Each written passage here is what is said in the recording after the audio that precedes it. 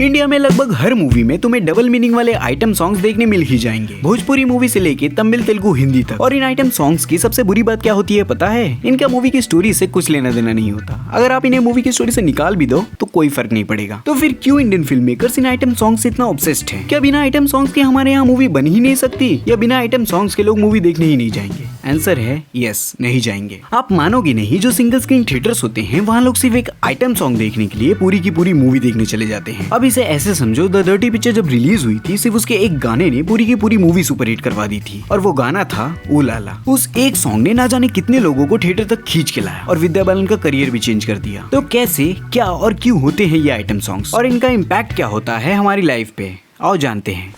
देखो, किसी भी मूवी को ऑडियंस को अट्रैक्ट करने के लिए चाहिए होता है की पॉइंट, एक ऐसी बात जो लोगों का ध्यान अपनी तरफ खींच ले और पूरी मार्केट में सिर्फ और सिर्फ उसी चीज की बात हो। जैसे टॉम क्रूज अपने स्टंट्स खुद करके सबका ध्यान अपनी तरफ खींच लेते हैं, क्रिस्टोफर नोलन प्रैक्टिकल स्टंट्स करके, और मार्वल अपनी सारी मूवीज को एक दूसरे से कनेक्ट करके। वैसे ही हमारे यहाँ अश्लील सॉन्ग या ये कहूँ आइटम सॉन्ग्स को एज एन आई कैंडी की तरह दिखा के लोगों का अटेंशन अपनी तरफ खींचा जाता है, जिससे मार्केट में उसी चीज की बात हो और मूवी का प्रमोशन हो, और लोग पूछे कि ये किस मूवी का गाना है भाई, कौन सी नई मूवी आ रही है। इन सिंपल कहूँ तो ये कुछ नहीं बल्कि मूवी की मार्केटिंग है। और इन सॉन्ग्स का ज्यादातर यूज एक ही टाइप की मूवीज में देखने मिलता है, मासी मसाला मूवीज। पार्टनर पुष्पा कर लगा, जो जानबूझ के ऐसे वर्ड्स या ऐसे स्टेप्स यूज करते हैं गाने में जिससे लोगों की लस्ट अट्रैक्ट हो, और इन वल्गर चीजों को नॉर्मली दिखा के ये कहीं ना कहीं एक मैसेज देते हैं कि मूवीज में विमेन्स एग्जिस्ट इसलिए करती हैं ताकि वो मेंस को एंटरटेन कर सके अपने अजीब और गरीब स्टेप्स से, ना कि अपने एक्टिंग स्किल्स से। और मूवीज में उनकी ज्यादा वैल्यू नहीं है बजाय एक आई कैंडी के या हीरो के लव इंटरेस्ट बनने के। जो वुमेन्स को गलत पोर्ट्रे तो करती है वो तो एक प्रॉब्लम है, लेकिन ये आइटम सॉन्ग सिनेमा की भी रिस्पेक्ट नहीं करते, क्योंकि ये मूवीज में देते हैं डिस्ट्रैक्शन फ्रॉम द स्टोरी।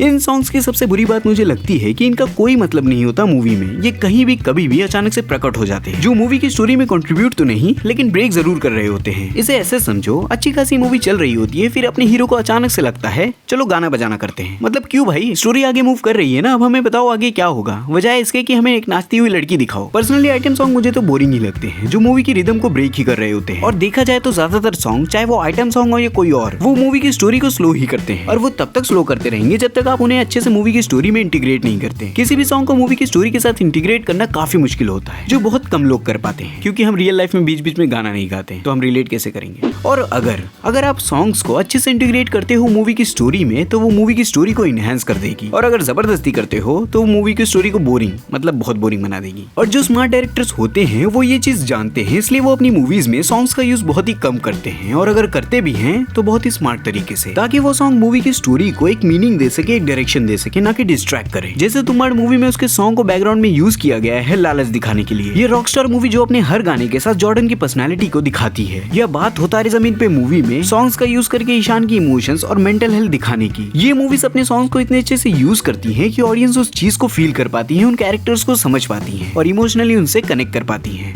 और वहीं आइटम सॉन्ग्स इस चीज का बिल्कुल उल्टा करती हैं, जो तुम्हें मूवी की स्टोरी से डिस्ट्रैक्ट तो करती हैं, साथ ही मूवी का रिदम, टोन सब कुछ ब्रेक कर देती है। ऐसे विजुअल्स दिखाती हैं जिनका मूवी के प्लॉट से कुछ लेना देना नहीं होता, जो किसी भी मूवी के लिए अच्छी बात नहीं होती। अब बहुत लोगों का ये भी सोचना है, अरे भाई सॉन्ग ही तो है, इतना क्या डीप एनालाइज करना, क्या फर्क पड़ता है, लोग मूवी देखते हैं फिर उसे भूल जाते हैं। नहीं, यही चीज तो नहीं होती, लोग भूलते ही तो नहीं है, जिसका रिजल्ट हमें देखने मिलता है negative influence of item songs on society.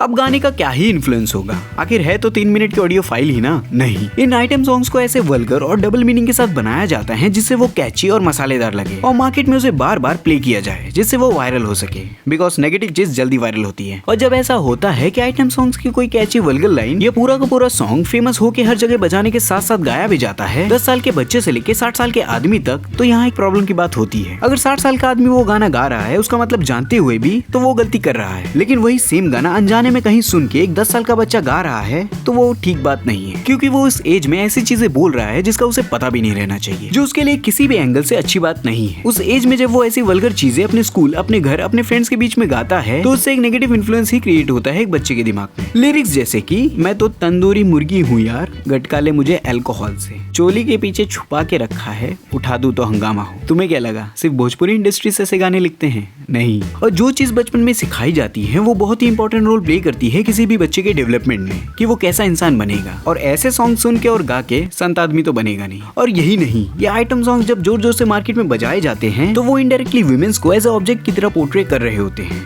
अब ऐसा बिल्कुल नहीं है कि ये सिर्फ इंडिया में होता है बाकी सब शरीफ है, नहीं, ये चीज इंटरनेशनली भी देखने मिलती है, जैसे कि अमेरिका में। वैसे तो हॉलीवुड मूवीज में आइटम सॉन्ग्स क्या सॉन्ग ही नहीं होते, लेकिन ये कमी वहाँ के सिंगर्स या ये कहूँ उनके एल्बम्स पूरी कर देते हैं। वो तो हमसे 4 कदम आगे हैं, हम तो सिर्फ अश्लील गाने गाते हैं, वो अश्लील गाने गाने के साथ साथ खुल के बॉडी पार्ट्स भी दिखाते हैं। ये कहना शायद गलत नहीं होगा, लोग इनके गाने कम, इनके छोटे कपड़े ज्यादा देखने आते हैं और इनकी टिकट सेल भी उन्हीं चीज से आती है। चाहे वो मेल सिंगर हो या फीमेल सिंगर, दोनों की ही म्यूजिक वीडियो में आपको ये चीजें देखने मिल जाएंगी। टैलेंट से नहीं, लस्ट से तो अट्रैक्ट कर ही सकते हैं। तो ये चीज हर जगह डायरेक्टली इनडायरेक्टली देखी जाती है कि लोगों के लस्ट को एज ए मीडियम बना के अट्रैक्ट करना, चाहे वो कोई भी इंडस्ट्री हो।